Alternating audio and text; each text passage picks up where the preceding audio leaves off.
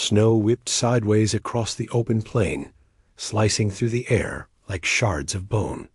The sky was low, heavy with gray weight, pressing silence onto the land.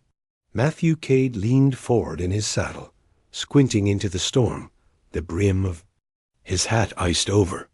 His horse, Boone, pushed on, hooves crunching beneath the powder, breath steaming like smoke from a dying fire. There was nothing out here, no cattle, no fences, no reason to ride. Nothing but instinct, or maybe guilt, driving him through the cold. And then he saw it. Not a wolf, though the tracks circled nearby. Not a stump, though it stood weathered. Like one. No, it was a shape tied to the old cedar post charred halfway up from some fire long past. A body, small, still. He dismounted in a single swing, snow crunching under his boots. The wind howled louder, as if warning him back, but he stepped forward, kneeling. She was wrapped in rough wool, barely a blanket. Her skin was flushed with frostbite, but not yet the pale blue of death. Her braid thick, black, and frozen stiff lay pinned against her back. Her wrists, bound with leather, were raw and swollen. Blood had dried in faint trails down her fingers. He touched her shoulder gently. Her eyelids fluttered. "Can you hear me?" he asked, voice low. A whisper, caught somewhere between breath and memory. Taya, that was enough. Cade pulled off his heavy coat and wrapped it around her. She didn't resist, just shivered once, as if her body finally remembered it was alive. He lifted her carefully, feeling the bones beneath skin. She weighed less than his saddle. The ride to the cabin was slow, Boone's steps cautious through. The drifting snow. Cade kept an arm around her, shielding her from the wind, his coat covering them both. He didn't look back at the post. There was nothing there worth remembering. By the time they reached the ridge, dusk had swallowed the horizon whole. His cabin stood hunched against the slope, half covered in snow, chimney cold. No smoke, no light, just silence and old wood waiting to remember purpose. He carried her inside. The door creaked shut behind him. He set her down on the cot in the corner, then knelt by the stove. It took time. His fingers were numb and the match's damp butt. Soon flames flickered to life, throwing golden light against the log walls. He filled a pot with snow and set it to boil. Her eyes opened again, watching, still wary. He nodded to her. Just water. Then broth. No answer. Only the sound of fire cracking and the storm whispering against the windows. Cade moved slow. He fetched the thin tin of dried beans and stew meat he kept for hard nights, poured in the water, stirred with a wooden spoon worn smooth. The same spoon his wife once held. He hadn't cooked for anyone but himself since she died. Since that long night of blood and screams and a silent preacher standing at her grave. He didn't know how long he sat beside the fire after that, a bowl of broth cooling between them. When he finally held it out to her, she reached for it with both hands trembling, but steady. She sipped. "You got a place to go?" he asked, though he knew the answer. She didn't speak, just pulled. The coat tighter, eyes fixed on the flames. The cabin was small, just one room, a cot, a stove, a table with one chair, and the rocking chair she used to sit in, wrapped in her wedding shawl. That shawl still hung on the peg, untouched, gathering dust like a forgotten prayer. Cade stood. His limbs ached from the ride, from the cold, from years spent bent under the weight of silence. He pointed to the cot. "You keep it tonight. I'll take the floor." She didn't argue, just watched him. Outside, the wind rose. Wolves howled. In the distance, not close, but listening. Cade lay down near the stove, wrapping himself in a wool blanket full of old smoke and older memories. He stared at the ceiling. This was a quiet cabin, always had been. But now the silence had changed. It had shape, breath. Snow pressed harder against the windows, but the fire stayed strong. And in the corner, a girl named Taya slowly closed her eyes. The cabin, long empty, was empty no longer. The days passed slow, like smoke curling in still air. Taya's strength returned, but she moved as if the weight of something unseen pressed always on her shoulders. She said little. When she did speak, her words were clipped, watching him the way a cornered animal watches a shadow. Not with fear, with calculation. Cade gave her space. The cabin was small, but silence made it feel larger. He chopped wood. She swept. He boiled coffee. She stitched a torn blanket with thread pulled from an old shirt. They never spoke of the post, or the wolves. Her wrists healed first. Then her face began to soften, losing its edge of frostbite, but there were other scars. On her shoulder thin, and pale, shaped like a belt looped in rage. Another near her ribs, jagged like glass. Old wounds. Human ones. One evening, as Cade poured hot water into the dented tin basin, he looked up and saw her watching the fire. Her fingers twitched absently near the end of her braid, as if remembering hands that once twisted it in love or in violence. He said nothing, just left the basin and stepped outside. The cold air bit deep, but he welcomed it. Stars blinked through drifting cloud, and the pines swayed in the wind like mourners. He walked past the shed, past the stacked woodpile, until he reached the edge of the clearing. There, in the back corner of the land, were two graves, one marked with stone, one marked with cedar. He had carved her name into the stone long ago. Mary Ann Cade, wife and mother. The cedar grave had no name, just a small circle of stones, and the worn leather of a child's shoe buried beneath them. He knelt, hat in hand. "I know I wasn't enough," he said to the earth, "but I kept the fire lit." Behind him, a board creaked. Taya stood at the edge of the porch, arms wrapped around herself. She didn't speak. He didn't turn. After a moment, she stepped back inside, and the door eased shut again. That night, Cade couldn't sleep. The fire had burned low, casting long shadows on the walls. He rose to add more wood and saw her in the corner by the peg she was holding. The shawl.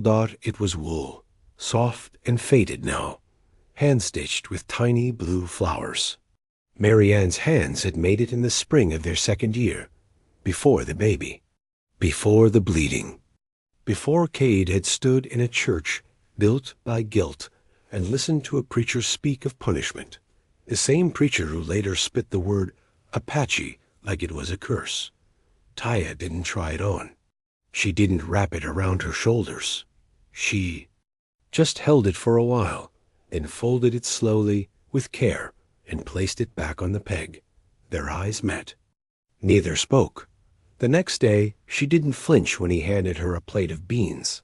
She nodded. That was all. The cabin creaked with its usual aches. A knot of wind rattled the shutters. Somewhere deep in the woods, a crow called once, then fell. Silent. Taya sat near the fire that night and hummed under her breath. A tune unfamiliar, low and circular. A lullaby, perhaps, or a memory with rhythm. Cade cleaned his rifle on the table behind her, movements slow and deliberate. Not out of habit, out of respect. He didn't know her story, not all of it. But he didn't need the whole of it to see the weight it left behind. Truth had a way of lingering, even when left unspoken. She had been raised in two worlds. Neither wanted her. One bought her, the other lost her. And somewhere in the middle, she became something sharp and silent, something still learning whether to bend or break. Cade knew the feeling. He hadn't been back to town since the burial. Not since the church bells rang without mourning and a boy spat at his boots. Word was, he shot the preacher in the leg. Truth was, the preacher had raised his hand first, and Cade hadn't flinched. Since then, the cabin had been his world, his prison, his penance. Until now. That night, as the firelight danced across the floor, Taya stood and walked to the door. She opened it just wide enough to look out, then closed it again. No words, just movement, just presence. Cade set the rifle down and watched her retreat to the cot. Outside, the wind sighed through the trees. Inside, two ghosts shared a room, not haunting each other, but learning how to rest. The wind began to rise before the light faded, low and growling like an animal with teeth in the dark. Cade stepped outside just long enough to see the sky turn white with flurries, then gray, then nothing at all. Snow fell thick and fast, burying his boot tracks even before he stepped back inside. The door groaned as he shut it behind him. Taya looked up from the corner where she sat grinding dried corn with a stone bowl he'd carved years ago. She didn't ask. She didn't have to. The storm was here. By morning, the cabin was swallowed whole. The walls groaned under the weight of the wind. Snow blew sideways, tapping the shutters like fingers. Cade chopped more wood and stacked it by the stove until the pile leaned over them, both like a silent sentinel. Taya dried herbs by the fire and mashed root into powder, her movements calm, precise. When her hands stilled, she hummed softly, just enough to rise above the pop of flame. A melody Cade didn't recognize, but it made something shift behind his ribs. They spoke little. There was no need. On the third day, the world outside vanished entirely. No sky, no trees, just a curtain of white pressing against the windows. Inside, the cabin became a world of slow rituals. Fire tending, soup boiling, boots drying by the stove. They moved around each other carefully, like dancers unsure if the next step meant closeness or collision. Cade oiled his rifle in the evenings, hands moving steady and respectful. Not the way a man cleaned a weapon for blood. The way one preserved something handed down, something that remembered. Taya watched, her eyes narrowed not in suspicion, but in thought. She said nothing, just returned to her small work.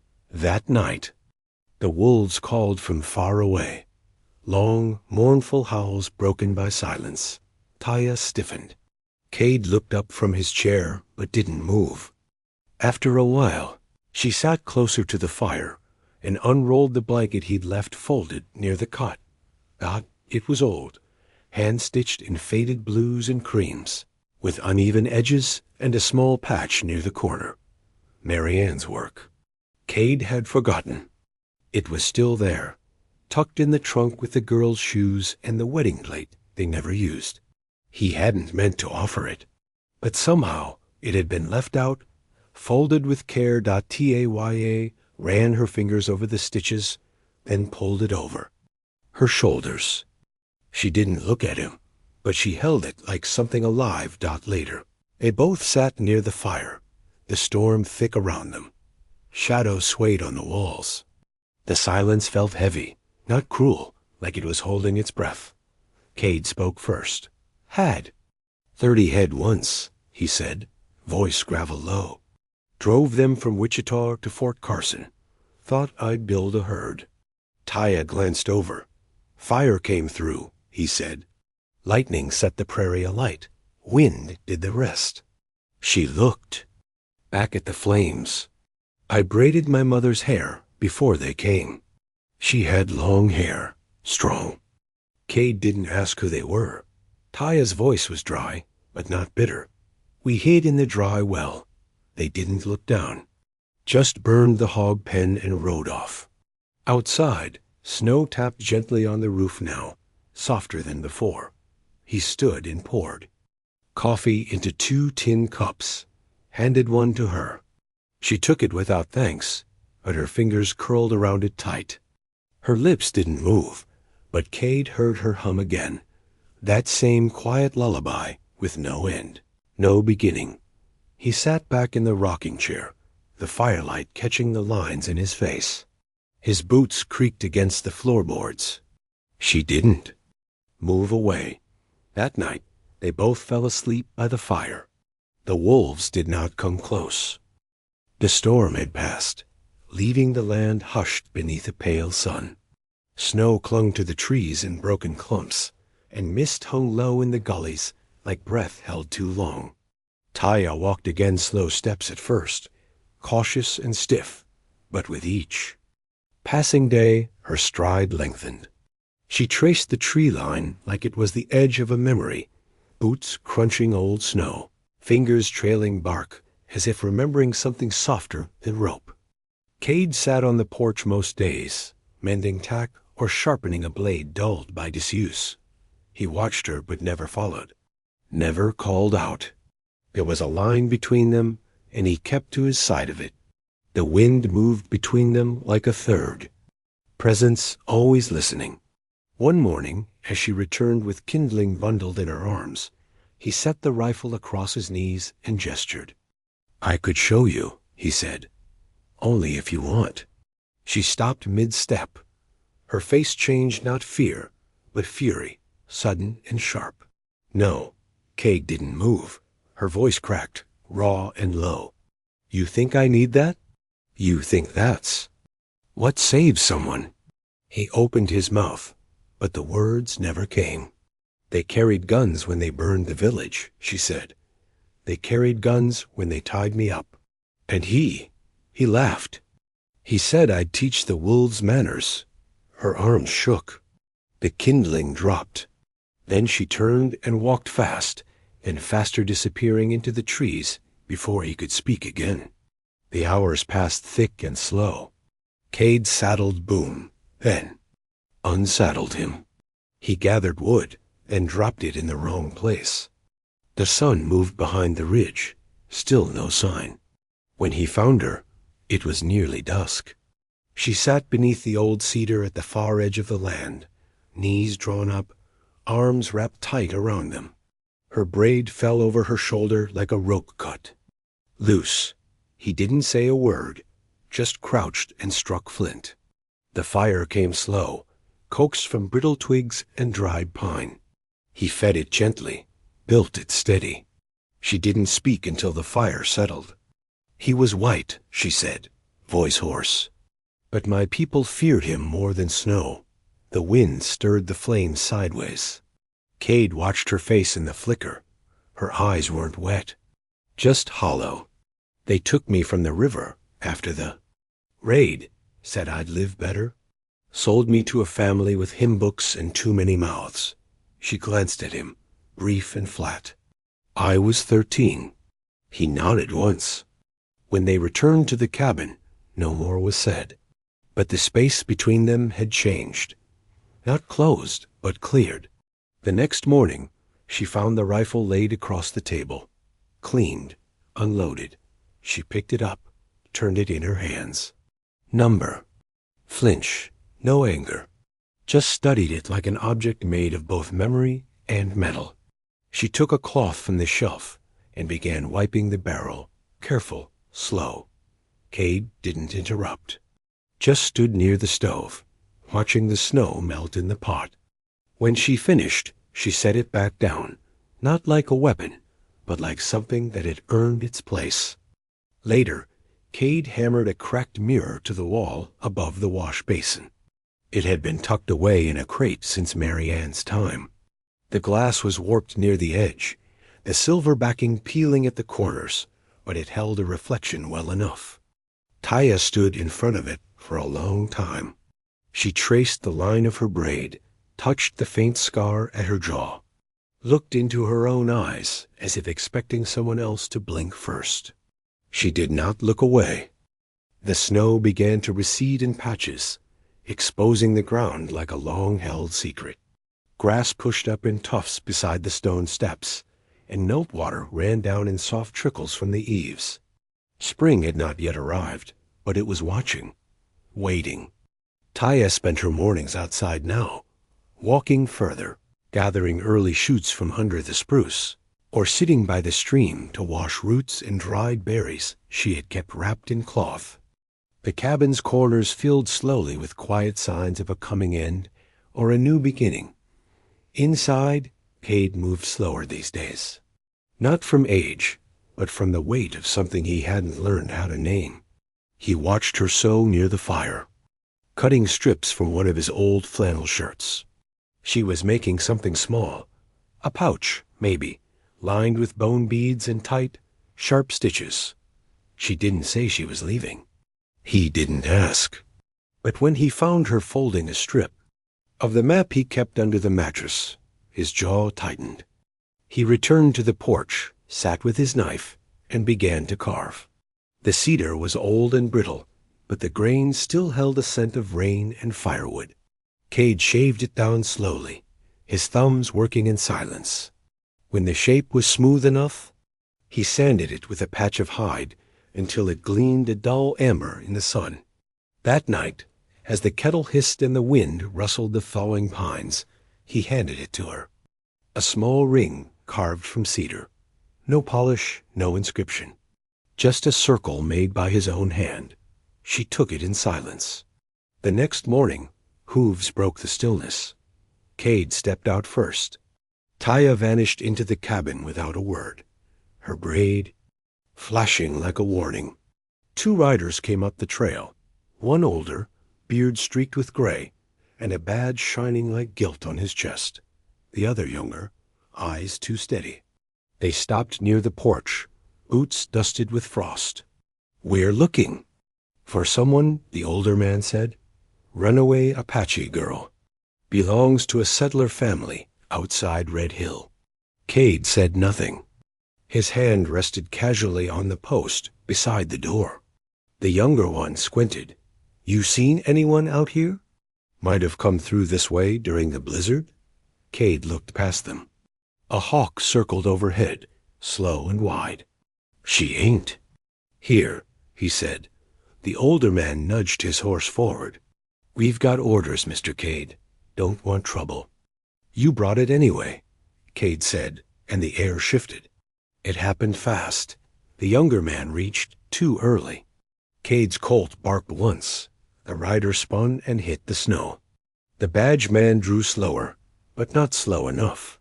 Cade's second shot hit him in the shoulder, sent him spinning from the saddle. Silence returned like a slammed door. Taya stepped out after the last echo faded, face pale but calm. Her hands stayed at her sides. Cade holstered the gun. His chest rose once, slow and deep. They dragged the bodies behind the shed, one for burial, one still breathing for the next horse that might come. That night, the coats burned in the fire. Wool, blood, brass buttons and all. Smoke curled into the rafters and out the chimney like something being released. Taya sat by the fire, the cedar ring threaded onto a leather string, resting against her throat. She didn't speak, just touched it now and then, as if to remind herself it was real. Outside, the snow melted faster. Inside, the quiet had changed. Again, not an end, not quite a beginning, but something that could be both. The last frost came quietly, dissolving overnight beneath a sky too blue for winter. The drifts broke into rivulets. The pine trees shed their burden of white. And the cabin, long tucked away in silence and smoke, braved out the cold. Taya packed slowly, not because she doubted, but because each movement meant something. She folded the cedar ring necklace into a small cloth pouch, tied it around her neck, and laid the old flannel pouch into her satchel.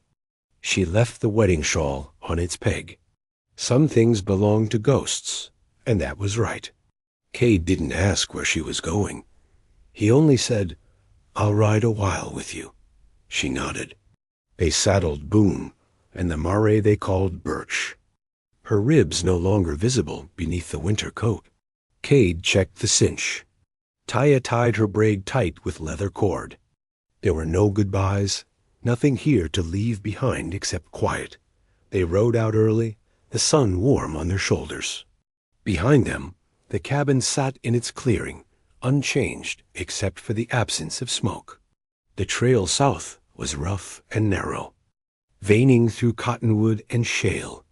Cade led in silence, the weight of his rifle light on his back. By noon, they reached it. The post still stood at the edge of the meadow, blackened and cracked, leaning a little to the east as if ashamed of itself. Around it, the snow was gone, replaced by thawed grass and new weeds. The leather strap, weathered and half buried in dirt, still hung loose from its ring. Taya dismounted. Cade stayed in the saddle. She stood before it a long while, saying nothing. Then she reached up, untied the end of her braid, and sliced off a small lock of hair with her knife. She twisted it once, looped it through the ring, and tied it with a knot that would not come undone. When she stepped back, the wind caught the hair and lifted it slightly. Not a tribute, not a surrender. A mark, a line drawn. She looked at Cade.